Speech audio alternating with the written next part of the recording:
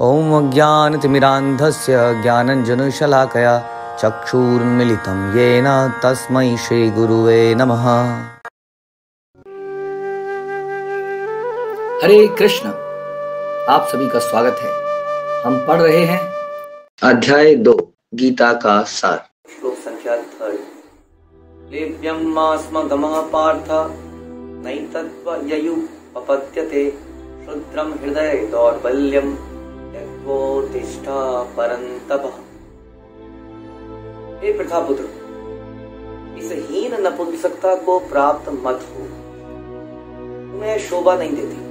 ये शत्रुओं के दमन करता, हृदय की शुद्ध दुर्बलता को त्याग कर युद्ध के लिए खड़े हो जाओ। हमने पिछले श्लोक में इस प्रकार से सुना कि किस प्रकार से अर्जुन को भगवान जब बोलना शुरू करते हैं पिछले श्लोक से, तो एकदम से बोलते हैं कि तुम्हारे हृदय में ये कलमश कैसे आ गया? तुम तो आर्य हो, तुम अनार्यों की तरह क्यों बिहेव कर रहे हो?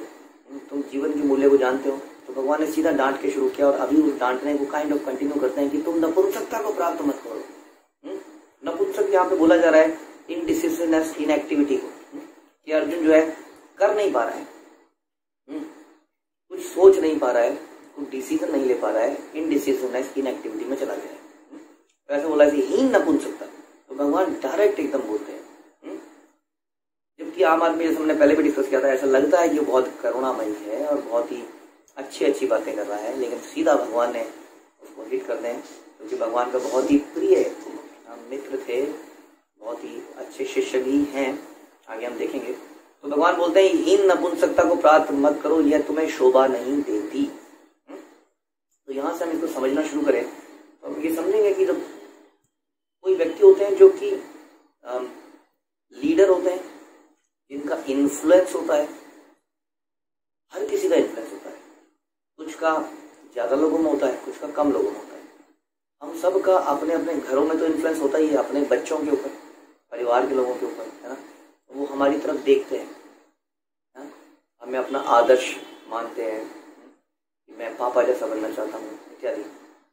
तो जो भी लीडरशिप पोजीशन में है, जो भी इंचार्ज में है, उनको बड़ा माइंड से, फिलॉसफी से डायरेक्शन लाइफ की बिल्कुल क्लियर होना चाहिए, क्योंकि उनके ऊपर पीछे वाली जनरेशन, कई सारे लोग डिपेंडेंट हैं कि उन्हें क्या करना चाहिए। इसलिए उनका एकदम फिलॉसफी क्लियर होना चाहिए, शास्त्रों के आधार पर होना चाहिए। यहाँ पर ऐसा लगता है कि अर्जुन डिसाइसिव नहीं है, is not very sure, although उन्होंने बहुत सारे लॉजिक दिए ना लड़ने के, फिर भी वो दुखी हैं, क्योंकि वो जानते हैं कि ना लड़ने का डिसीजन भी सही नहीं, क्योंकि वो क्षत्रिय हैं, लेकिन आउट ऑफ अटैचमेंट वो सही डिसीजन नहीं ले पाते। तो एक इंचार्ज को बहुत स्ट्रांग हेडेड होना चाहिए।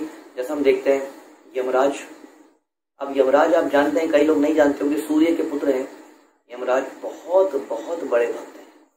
12 महाजनों में से एक महाजन यमराज है। अक्सर यमराज को नेगेटिव सेंस में देखा जाता है, पिक्चरों में, कॉमेडी सीरियल में भी उनको कुछ कॉमेडी बना दिया गया है, लेकिन वास्तव में एक बहुत बड़े भक्त हैं, भागवत हैं।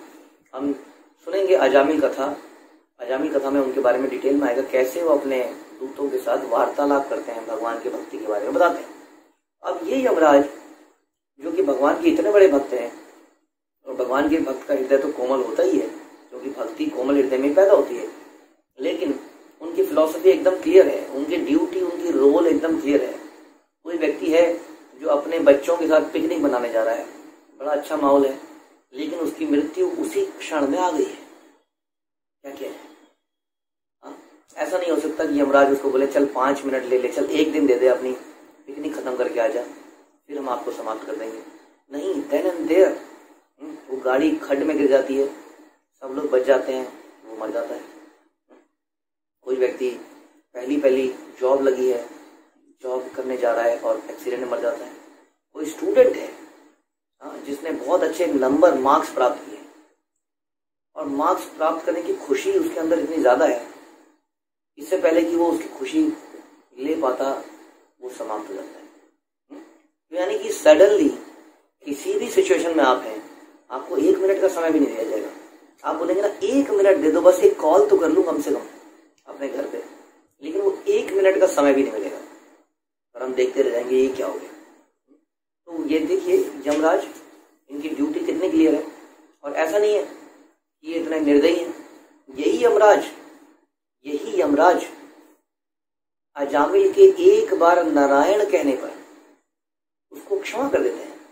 हाँ, और अपने दूतों को उल्टा डांटते हैं कि आज के बाद किसी ऐसे व्यक्ति के पास मत चले जाना जो भगवान का नाम लेता हो, लेकिन हर उस ऐसे व्यक्ति को मेरे पास लेके आना जो भगवान का नाम नहीं लेता है, लाइफ को भौतिकता में जीता है, इंद्रिय तृप्ति के लिए जीता है, ऐसे लोगों को मेरे पास लेके आना। यानी कि इज वेरी क्लियर कि कहाँ पे दया दिखानी है, कहाँ पे कंपैशन दिखाना है, कहाँ पे कंपैशन नहीं दिखाना है।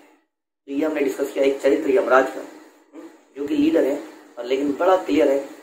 यहाँ पर अर्जुन जो है एक कंपैशन एक तरफा सोच पा रहे हैं, जबकि हमने यमराज के केस में देखा कि जब उन्हें कंपैशन दिखाना था अजामिल के प्रति तो उन्होंने कंपैशन दिखाया, लेकिन जब उन्हें क्रूर होना होता है तो क्रूर होकर अपनी ड्यूटी को पूरा करते हैं और किसी भी क्षण में मृत्यु द्वारा आत्मा को शरीर से अलग कर देते हैं। एक और एग्जाम्पल लेते हैं राजा परीक्षित का। राजा परीक्षित एक बहुत ही अच्छे भगवान के बहुत ही प्यारे भक्त थे। राजा परीक्षित जिनके जन्म में ही उनके पेट के अंदर ही, माँ के पेट के अंदर ही भगवान ने उनको दर्शन दिया। बहुत कम लोग हैं जिन्होंने भगवान को पेट के अंदर ही दर्शन किए हो, राजा परीक्षित उनमें से हैं।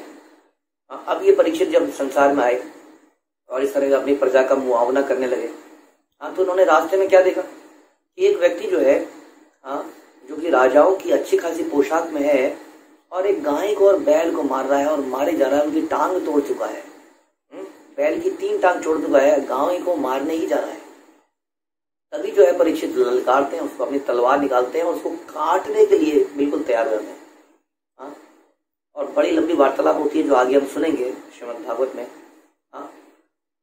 लेकिन वो व्यक्ति जो है, जो कि इतना बलशाली है, जो कि कलयुग के नाम से विख्यात है, आज की डेट में चल रहा है, वो परीक्षित के आगे नतमस्तक हो जाता है।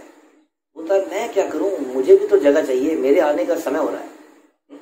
तो कहने का मतलब है कि परीक्षित जैसे राजा जो कि इतने भगवान के भक्त थे, लेकिन उन्होंने एक ही सेकंड में डिसाइड किया कि नहीं, जहां तलवार निकालनी है वहां पर तलवार निकालनी ही पड़ेगी। माँ बाप भी कई बार इस रोल में आना पड़ता है। अक्सर तो हम प्रेम से बातें करते हैं, लेकिन कई बार एकदम से हमें कुछ रिप्रीमांड, कुछ रिव्यूक करना ही पड़ता है, कुछ डांटना पड़ता ही है, जहाँ पे हमें लगता है ये डेविएशन है, कैरेक्टर का डेविएशन है, फिलॉसफी का डेविएशन है। तो हमें अपने शिष्य को, अपने बच्चों को उसी वक्त करेक्ट करना आवश्यक है। और ऐसी दुर्बलता, ये जो दुर्बलता है जो अर्जुन दिखा रहा है यहाँ पर, देखिए अगर आप सुनेंगे श्लोक में क्या बोला गया, इसका जो वर्ड है ये बोला गया हृदय दौर्बल्यम शुद्रम। शुद्रम यानी कि तुच्छ, हृदय दौर्बल्यम। एक बेचारा व्यक्ति सोच रहा है कि I am very compassionate to my nephews and all those people in this fight, लेकिन यहाँ पर भगवान बोल रहे हैं ये तो तुच्छ हृदय की दुर्बलता है। तुम ये मत सोचो कि तुम बहुत बड़े दयालु व्यक्ति दिख रहे हो। अरे कई बार हम सड़क में चलते हैं तो हमारे मुंह से निकलता है हाय हाय हाय हाय बेचारे, बस इतना कह के हम निकल लेते हैं। और कोई अगर चुपचाप खड़ा है, आगे देख रहा है, तो बड़े निर्दयी हो तो ये जो है ना, इसको हम हृदय की दुर्बलता बोलेंगे, क्योंकि इसमें कोई एक्शन नहीं है। और एक्शन है भी तो टेम्परेरी एक्शन है। जेब में टॉफी थी, चलो टॉफी पकड़ा के दे दी, क्या हुआ उससे? जैसा हमने पिछले प्रवचन में भी बोला, जब तक हमने उसको अपने पिता से कनेक्ट नहीं किया, उसके गरीब होने का कारण यही है, उसके दुखी होने का कारण यही है। तो ये सारी हृदय की दुर्बलता है जो सो कॉल्ड कंपैशन कई बार हमारे हृदय में आता है, जो कि अर्जुन के हृदय में भीष्म के लिए, द्रोण के लिए इस वक्त आ रहा है और वो लड़ने से मना कर रहा है। तो ये उसकी दुर्बलता है, उसकी नपुंसकता है, ऐसा भगवान कह रहे हैं। क्योंकि लीडर को at this point of time tough decision लेना था, उसको सही गलत में डिफरेंशिएट करना चाहिए। हमेशा प्रेम और कंपैशन से काम नहीं चलता है। Teacher has to be strict sometimes, otherwise बच्चे उसको ग्रांटेड ले लेंगे। कोई टाइम पे क्लास में नहीं आएगा, टीचर को कई बार बहुत स्ट्रिक्ट होना पड़ता है। यही यहाँ पर भगवान बताना चाह रहे हैं। एक और चीज भगवान अर्जुन को बोलते हैं जो कि बड़ा इंपॉर्टेंट है। भगवान बोलते हैं क्लेप्यम मास्म गम पार्थ। अर्जुन को पार्थ कहकर पुकारते हैं, इसका मतलब पृथा पुत्र। पृथा पुत्र हो गया कुंती के पुत्र, कुंती को पृथा भी कुंती का नाम है, जो कि भगवान की बुआ है। तो इस प्रकार से उनको पार्थ क्यों बोला गया, ये बड़ा इंपॉर्टेंट क्वेश्चन है। पार्थ इसलिए बोला गया कि कई बार हम देखेंगे हमारे जो नाम पढ़ते थे, हम देखते हैं द्रौपदी, द्रुपद की बेटी द्रौपदी, हाँ, इस तरह से कई सारे नाम हम देखते हैं। उसका पर्पज यही होता है कि ताकि उनके परिवार की ग्लोरियस हिस्ट्री को रिमेम्बर किया जा सके। जब जब उनका नाम लिया जाए तो उनके दिमाग में वो नाम आए और वो अपने आप को करेक्ट कर पाए, ओह मैं तो उनका वंशज हूं।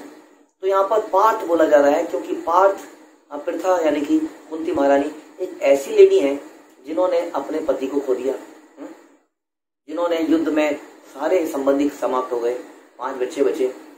उससे पहले की अगर बात करें तो उनके बच्चों को जलाने की कोशिश करी गई, उनको विष देने की कोशिश करी, उनको देश निकाला दे गया, उन्होंने कई साल जंगल में बिताए।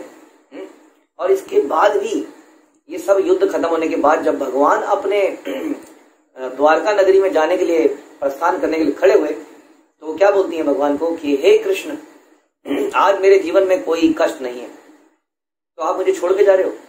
इससे बेहतर तो ये होता कि मेरे जीवन में कष्ट आते रहते।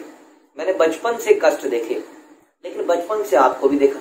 जब जब हमारे जीवन में समस्या थी तब तब हमने आपको देखा। आज मेरे जीवन में समस्या जा रही है तो आप ही जा रहे हो। हाँ, तो इससे बेहतर तो ये होता कि मेरे जीवन में कष्ट जाते ही नहीं, ऐसा वो रिक्वेस्ट करते। तो सच अ स्ट्रॉन्ग लेडी। हाँ, तो इसलिए भगवान बता रहे कि तुम पृथा के पुत्र हो हे पार्थ, ऐसी दुर्बलता तुम्हें शोभा नहीं देती है। तुम कुंती के पुत्र हो, जिसने इतने सारे दुख देखे जीवन में, उसके बाद भी उसने भगवान का भजन नहीं छोड़ा। उसके बाद भी बोला भगवान मुझे दुख दीजिए, क्योंकि दुख में जब मैं नाम जपती हूँ ना आपका हरे कृष्णा, तो दिल से आवाज निकलती है। इसलिए मेरे जीवन में दुख, कई भक्त ऐसा करते हैं। इसलिए जो एलिवेटेड सोल्स होती हैं वो यही कहती हैं, क्योंकि अक्सर ऐसा होता है, आप देखेंगे दुख में हमारा स्मरण, हमारा प्रार्थना बड़ी गहरी, बड़ी डीप हो जाती है। हाँ, तो इसलिए वो बता रहे कि तुम पृथा के पुत्र हो, इसलिए तुम्हें ऐसा नहीं करना चाहिए। छोड़ो ये नपुंसकता को, इनएक्टिविटी को, इनडिसिसिवनेस को, ये सो कॉल्ड कंपैशन को, जो हृदय की दुर्बलता है, और युद्ध करो। ऐसा भगवान उनको समझाना अब शुरू कर रहे हैं। श्रीमद् भगवद गीता की जय, श्रील प्रभुपाद की जय।